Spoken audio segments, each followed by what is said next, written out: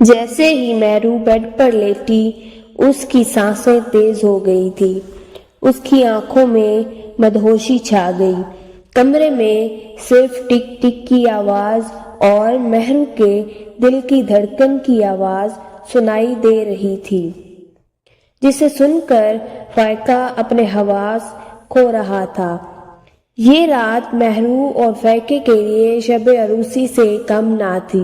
فائقہ جیسے جیسے مہرو کے جسم سے کھیلتا رہا، ویسے ویسے مہرو ایک کلی کی طرح کھلتی گئی۔ یہ پیار کا کھیل کافی دیر تک چلتا رہا۔ مہرو نے فائقے کو اپنی باہوں میں ایسے دبوچ لیا جیسے مرغی اپنے بچوں کو پروں کے نیچے۔ فائقہ بھی مہرو کو پیار کرتا رہا، جیسے اس کلی کا سارا رس آج ہی نکال لے گا۔ اس پیار کے دوران کب وقت گزرتا گیا اس کا اندازہ نہ مہرو کو ہوا اور نہ ہی فائقے کو۔ دونوں پتہ نہیں کب تک ایک دوسرے کی باہوں میں ایک جسم اور دو جان بن کر پڑے رہے۔ مہرو کو ایسا پیار کبھی نہ ملا تھا۔ وہ اپنے آپ کو خوابوں میں فراموش کر چکی تھی۔ اس کو ایسا لگا جیسے کہ آج اس کے سارے خواب پورے ہو گئے۔ فائقے نے مہرو کی گال پر بوسہ دیا اور کہا، میری جان اٹھ جاؤ، بہت وقت ہو گیا ہے، اب ہمیں گھر چلنا چاہیے۔ مگر مہرو نہیں جانا چاہتی تھی۔ اس کا دل کر رہا تھا کہ وہ اپنی ساری عمر فائقے کے ساتھ گزار دے۔ مہرو نے فائقے کو ایک شدت سے بوسہ دیا، تبھی اس کی بہن خالدہ کی کال آ گئی۔ مہرو چونک کر اٹھی اور فون آن کیا۔ خالدہ نے جب فون پر کہا، وہ سن کر مہرو پریشان رہ گئی تھی، جیسے اس کی خوشی کا بس یہی کچھ لمحہ تھا۔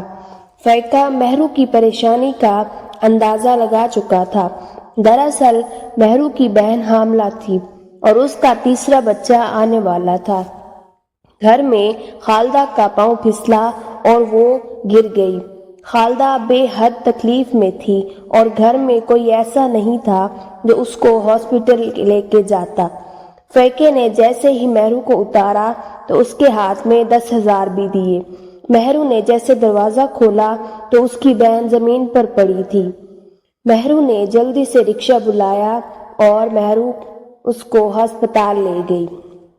وہاں اس کا چیک اپ ہوا اور مہرو کو خوشی ہوئی کہ بچہ بالکل ٹھیک ہے، اور ڈاکٹرز نے خالدہ کو مکمل طور پر کام کرنے سے منع کر دیا اور آرام کرنے کا بولا۔ مہرو کا اپنے کام پر جانا بھی ضروری تھا، پر فائقے کے دیے پیسوں سے اس کے کچھ دن آرام سے گزر سکتے تھے۔ مہرو گھر میں خالدہ کا خیال رکھنے لگی اور فائقے سے رابطہ نہ رہا۔ فائقہ بھی اس بات سے پریشان تھا کہ کہیں مہرو اس سے ناراض تو نہیں، مگر مہرو گھر میں مصروف تھی۔ اس کے پاس فائقے سے بات کرنے کا وقت نہ تھا۔ 10 دن کے بعد مہرو گھر سے باہر نکلی اور پارلر جانا شروع کیا۔ فائقے نے موقع دیکھ کر مہرو کو روکا اور سارا معاملہ دریافت کیا، اور پھر اس کی جان میں جان آئی۔ خیر، اس طرح پھر سے بات چیت کا سلسلہ جاری ہوا اور دونوں کی ملاقات شروع ہوئی۔ اب دونوں کا ایک دوسرے کے بغیر گزارا نہ تھا، لیکن مہرو یہ نہیں جانتی تھی کہ فائقہ اس کا نہیں، اس کے جسم کا دیوانہ تھا۔ وہ بار بار مہرو کو نوچنا چاہتا تھا۔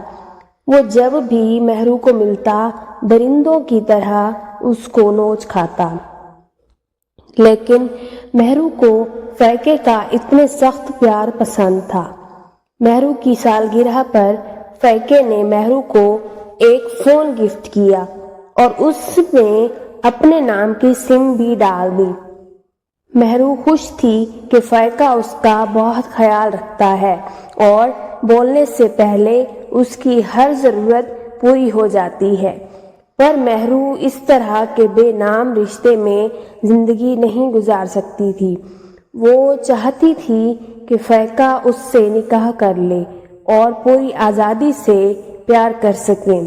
مہرو فیقے کے پیار میں اتنی بے باک ہو چکی تھی کہ وہ راستے میں بھی فیقے کے لیے کھڑی ہو جاتی تھی۔ وہ فیقے کو دل میں اپنا مجازی خدا مان چکی تھی۔ اب فیقے نے مہرو پر پابندیاں لگانا شروع کر دیں۔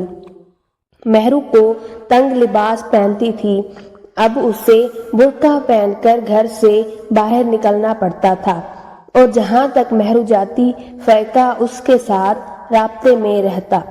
مہرو کو اب ان پابندیوں سے گھٹن محسوس ہونے لگی تھی، یہاں تک کہ فیقے نے مہرو کو پارلر جانے سے روک دیا اور کہا کہ وہ گھر کا سارا خرچہ اٹھا لے گا، لیکن یہ بات مہرو کو منظور نہ تھی۔